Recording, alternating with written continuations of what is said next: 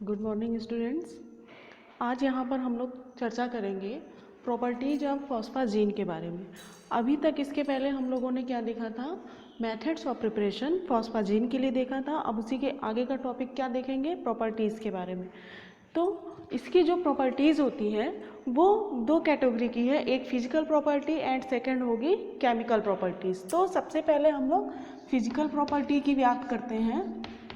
Physical properties कौन कौन सी होती हैं।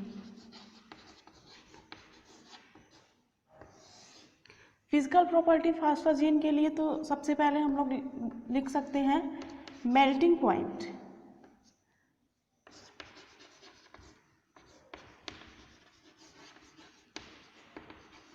मेल्टिंग पॉइंट की यदि बात की जाए तो जो फॉस्फाजीन है, फॉस्फोनाइट्रिलिक क्लोराइड, उसमें से ट्राईफॉस्फोनाइट्रिलिक क्लोराइड और टेट्राफॉस्फोनाइट्रिलिक क्लोराइड ज़्यादातर इसी पे वर्क हुआ है। इसलिए मेल्टिंग पॉइंट की बात यदि की जाए तो इन्हीं दोनों के लिए करेंगे।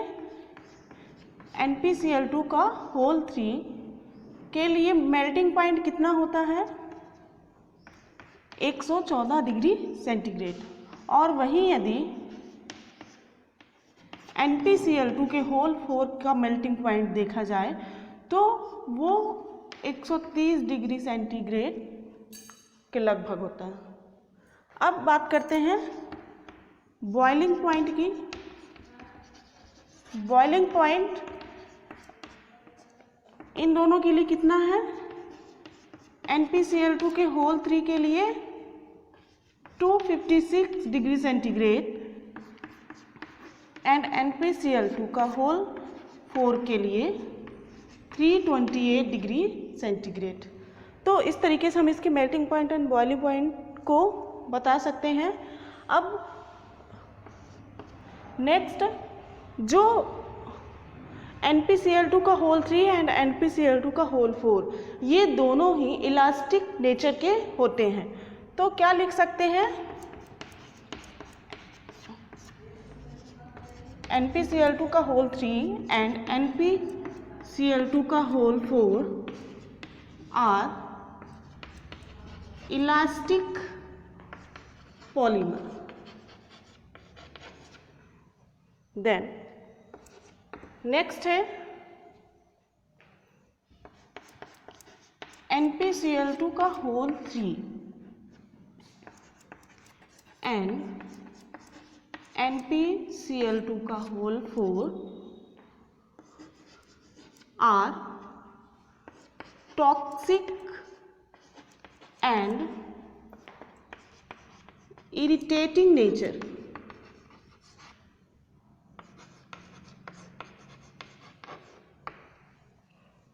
जो NpCl2 का होल 3 एंड NpCl2 का होल 4 है, ये दोनों ही क्या होते हैं, टॉक्सिक होंगे, मतलब पॉइजनस फैलाते हैं, और जो इरिटेटिंग नेचर को भी शो करते हैं।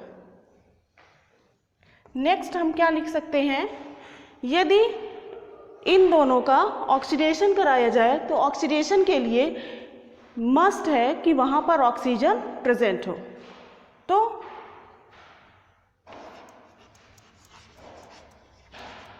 Oxygen must for oxidation of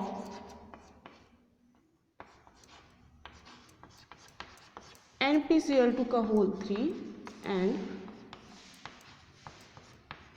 NpCl2 का होल 4। और एक लास्ट पॉइंट लिख सकते हैं, मॉलिक्यूलर वेट की बात यदि की जाए, 6 नंबर,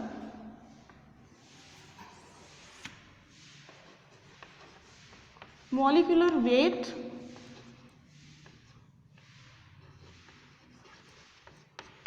इसका 20,000 के लगभग होगा। तो ये कुछ पॉइंट्स हैं जिसको हम फिजिकल प्रॉपर्टी में बता सकते हैं। अब नेक्स्ट कौन सी प्रॉपर्टी देखेंगे, केमिकल प्रॉपर्टी। यहाँ पे हम लोग देखते हैं केमिकल प्रॉपर्टी क्या होती है फॉस्फाजीन के लिए। तो ये रिएक्शन देखिए, ये हाइड्रोलिसिस है। जल अपघटन यदि NpCl2 के होल 3 का करवाया जाए, ये हमने क्या लिया है, NpCl2 का होल 3 है ना, फास्फोनाइट्रिलिक क्लोराइड का हाइड्रोलिसिस यदि हम करवाएंगे तो वो क्या देगा, एक्वस ईथर के प्रेजेंस में करवाएंगे हाइड्रोलिसिस, तो यहाँ पर क्लोरीन जो है वो OH ग्रुप के द्वारा रिप्लेस हो जाएगा। इस तरीके से ये देखिए, जहाँ जहाँ क्लोरीन है उसकी जगह पर यहाँ क्या आ गया है, OH आ गया है, ठीक है। और यहाँ पर क्या निकाल सकते हैं हम लोग, 6HCl लिख सकते हैं। 6H2O की क्रिया होगी तो ये जो OH मॉलिक्यूल है वो किसकी जगह पर आ जाएगा, Cl की जगह पर, है ना। यहाँ पर ये OH हो गया और 6H जो बचे वो Cl के साथ मिलकर के -6HCl निकालेंगे। इस तरीके से ये एक कंपाउंड बनता है जो कि आइसोमेराइजेशन करके फिर क्या बनाता है, एक नया प्रोडक्ट का फॉर्मेशन करता है। ये देखिए यहाँ पर जो 2 OH ग्रुप थे जिसमें से एक OH का H जो है वो चला जाता है किसके पास, नाइट्रोजन के पास। इस प्रोडक्ट में आप लोग देख रहे होंगे P और ऑक्सीजन के बीच डबल बॉन्ड हो जाएगा, P डबल बॉन्ड O, और एक हाइड्रोजन जो है वो चला जाता है ये नाइट्रोजन के पास। इसी तरीके से सब OH से एक एक OH का H जो होगा वो नाइट्रोजन से अटैच हो जाएगा और P के साथ डबल बॉन्ड करके O जुड़ जाएगा। इस तरीके से इसका हाइड्रोलिसिस कंप्लीट होता है, जो कि इसके केमिकल प्रॉपर्टी के अंतर्गत हम लोग बता सकते हैं। अब इसका जो सेकंड रिएक्शन है उसकी बात करते हैं।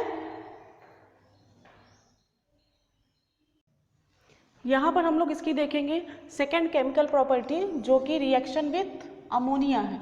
रिएक्शन किसके साथ करेगा, अमोनिया के साथ। अमोनिया के साथ रिएक्ट करके ये क्या बनाता है, इस रिएक्शन को चलिए देखते हैं। तो यहाँ पर हम लोगों ने क्या लिया है, NpCl2 का होल 3। इसकी क्रिया हम किसके साथ करवाएंगे, अमोनिया के साथ, NH3 के साथ करवाएंगे। तो NH3 के साथ करवाने पर क्या होता है वो देखते हैं। NH3 को हम लोग NH2 भी लिख सकते हैं ना। अब ये NH2 जो है वो क्लोरीन को रिप्लेस कर देगा।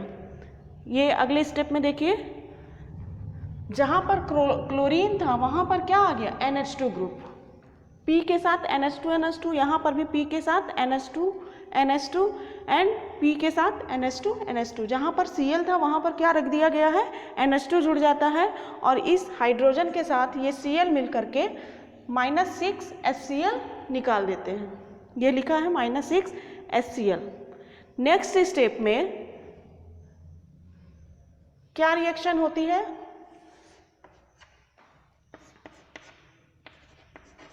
N3P3NH2 का होल 6।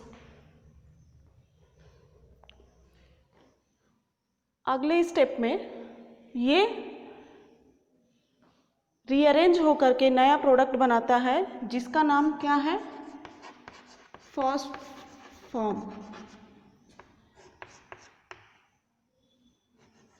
N3P3NH6NH3।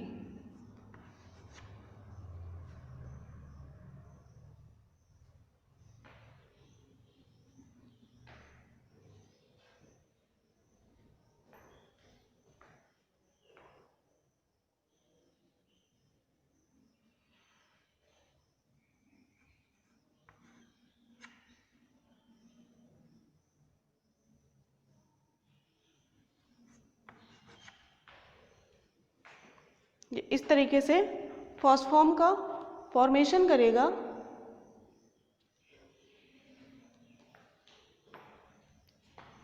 यहाँ पर हम लोग क्या लिख सकते हैं, 3NH3। केवल एक NH जुड़ेगा और यहाँ से NH3, यहाँ से भी NH3 और इस P से भी NH3 निकल जाएगा, 3NH3, और क्या बन जाएगा, फॉस्फॉर्म, N3P3 NH का होल 3। तो ये रिएक्शन किसके लिए थी? एमोनिया के साथ NpCl2 का होल 3 रिएक्ट करके क्या बनाता है? इसको N3P3Cl6 भी लिख सकते हैं।